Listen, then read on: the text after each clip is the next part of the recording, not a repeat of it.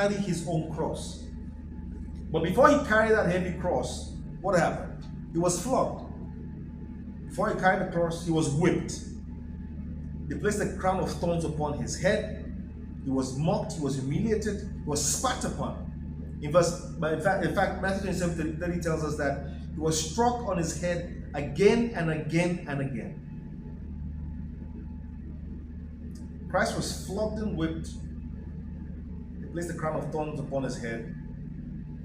He was mocked, humiliated, they spat upon him, and struck him on the head again and again. And then he was led to be crucified on that same cross that he had to carry at Golgotha. And some scholars tell us that the cross was estimated to be about 3 to 4 meters high. It's a wooden cross. Some scholars estimate that the cross was about 3 to 4 meters high and weighed about 165 pounds. That is 75 kilograms. That's the weight of an average man. But remember, before he carried his cross, Christ was beaten, he was flogged and whipped, and so physically he would have been extremely weak. And on top of that, he now has to carry a 75 kilogram cross to the place where he would be crucified. In the account of the crucifixion, we are also told that the soldiers, as we're going to Golgotha with Jesus, they met a man called Simon of Cyrene, who was then forced to help Jesus carry that cross. When they arrived at Golgotha, Christ was nailed to the cross, and some estimate that the nails were between 13 to 18 centimeters long. That's how long the nails were.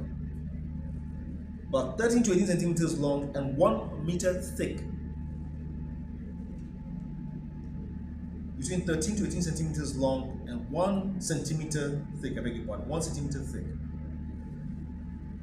And then to crucify Jesus, they had to then drive the nails through his wrists and through his feet and his ankles to affix him upon that cross.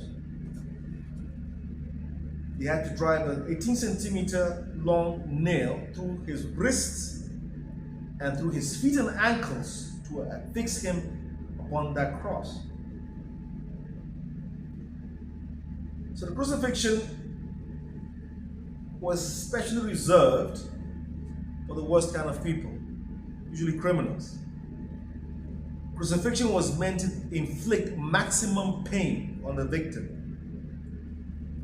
Crucifixion was considered one of the worst ways by far for someone to die, because it was a slow, painful death. You don't die immediately. You actually die from your lung collapsing, not being able to breathe. And that's the suffering that Christ had to go through for each and every single one of us. Not to mention that the sins of the whole world was placed upon him on that cross.